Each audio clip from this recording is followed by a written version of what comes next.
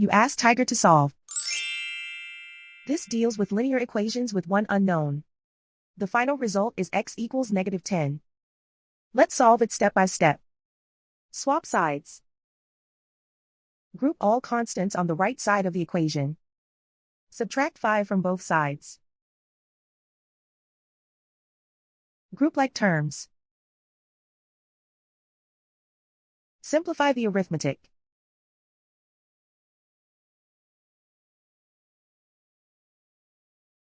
Convert the x into a positive number.